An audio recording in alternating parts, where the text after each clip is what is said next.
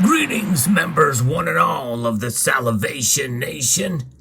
Don't sell your silver and gold, folks. Let's explore.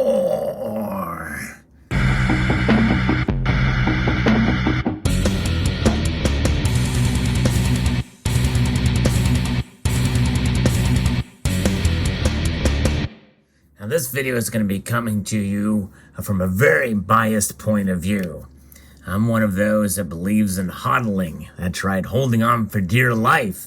That's right, to your silver and gold, and not to sell it.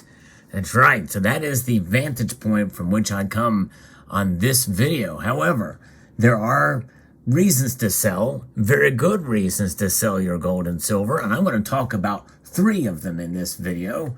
And this video was inspired by a viewer, Sophia, who actually asked the question in a live stream, and I thought I would bring to you a little bit of my thoughts on this, sort of off the cuff when she asked that question. I thought, well, you know what, there's only really, when you think about it, there's really only 3 reasons why you should sell your silver. Only 3 reasons.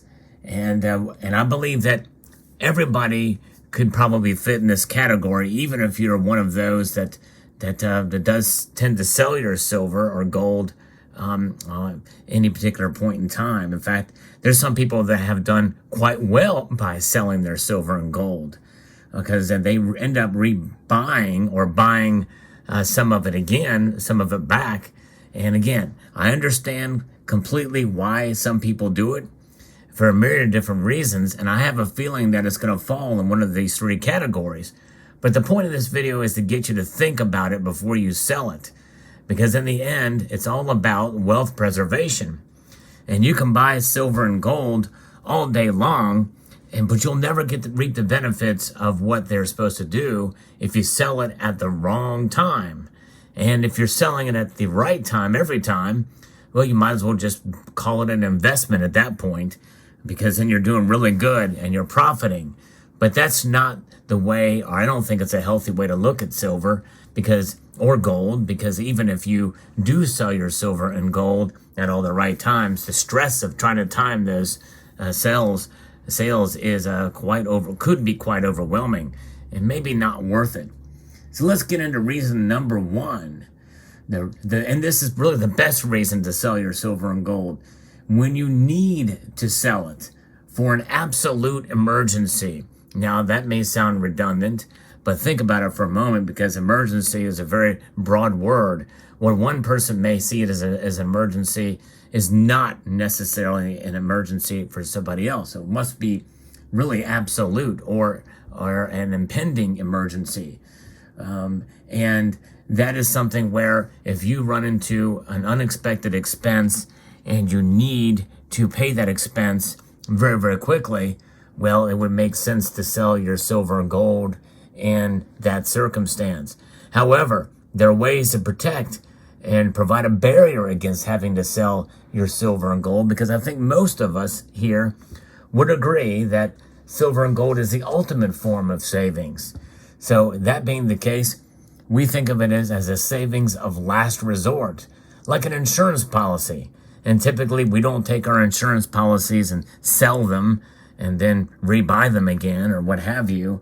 And we only use them in the case of an absolute emergency. So I recommend that people have something to buffer against having to sell their silver and gold in case of emergency, and that is to stack these. That's right, Federal Reserve notes, the dollar. Yes, I know the dollar is losing value at a rate of about a 1/10 of a percentage point every 30 days or so. And it's probably due, as of the recording of this video, to pick up again as fuel costs are rising and other things are happening in the world, and that could very well lead to this thing losing more and more value. But I still think it's a good idea to have some of these on hand so that you don't have to sell your silver and gold at the absolute wrong time, even though that wrong time, more than likely, it will be when the price of gold and silver are lower. And that means that you won't be able to benefit from what they're supposed to do, preserve your wealth. Because when does gold and silver preserve your wealth? It is only after a long time of holding and underutilizing, at the very least, dollar cost averaging, and at the most, uh, a smart dollar cost averaging, which I've talked about multiple times on this channel. Smart dollar cost averaging, that's right. So you buy it to hold it for the long period of time. What is a long period of time? Well, probably more than a year, 2 years, maybe even 3 or 4 years. I would say the long term could be probably measured by a period of about 5 years or more for your gold and silver holdings. And it just depends on how and the strategy that you put in place to buy it. But nonetheless, an absolute emergency, when you've exhausted all of these, then you move on to these. Now, as you can see here, some of these pieces here may be a little bit more difficult to liquidate than others. Some of them are more collectible pieces too. And that's another thing as well. When you do stack, you want to have the most liquid silver and gold that you can find out there. And most of what you see here is not it. Some of the more liquid pieces that are shown here would be the Canadian maple leaf, or constitutional silver, such as you see here, or government-issued bullion pieces. But some of the collector pieces that you may have paid a higher premium for, well, if you're a collector, you might as well just hold on to those, because you're likely not going to get what you need for it or what you want for it in the case of emergency if you need to sell quickly. And you need to find a specialized market and be able to exercise patience in that regard whenever you are trying to sell the more collectible pieces. And that's something that I have to come to grasp with when or if it comes time for me to sell those. Now that leaves us to number 2. And number 2 really can encompass a lot of different things, and probably most everybody and anybody could use this as a justification to sell for number 2 reason why you should sell, why you would sell your silver or gold. And that is when you reach the point of wealth preservation. When you reach that point where you have broken even on your gold and silver, then, hey, it's done what it is supposed to do for you, and that's going to depend on each person. It's going to depend on how you buy, how often you buy, and how much you have in order for it to preserve your wealth. Now, what does that mean, wealth preservation? Well, I think that can be defined as a silver and gold bought utilizing a dollar cost averaging strategy of some sort. I prefer smart dollar cost averaging, where you buy a little bit more when the price dips and a little bit less, or maybe not at all, if the price spikes, especially dramatically, like what we had kind of seen recently. Would not have been a good time to buy during that massive spike in silver especially, and also gold.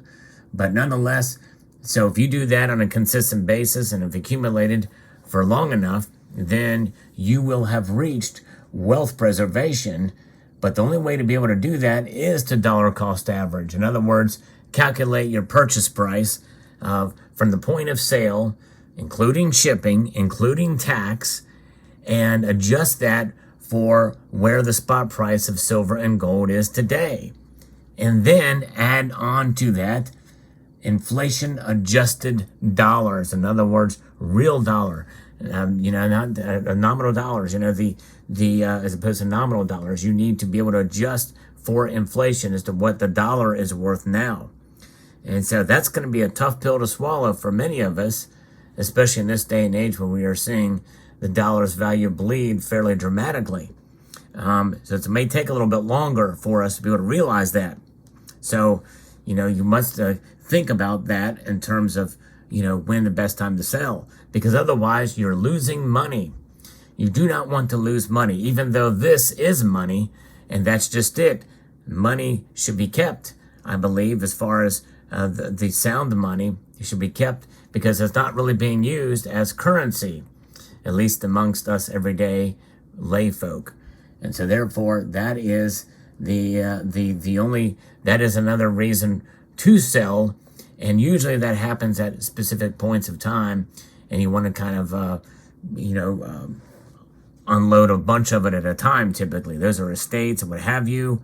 When you reach that point, now that can occur at any given point in your life, but usually after many years of stacking.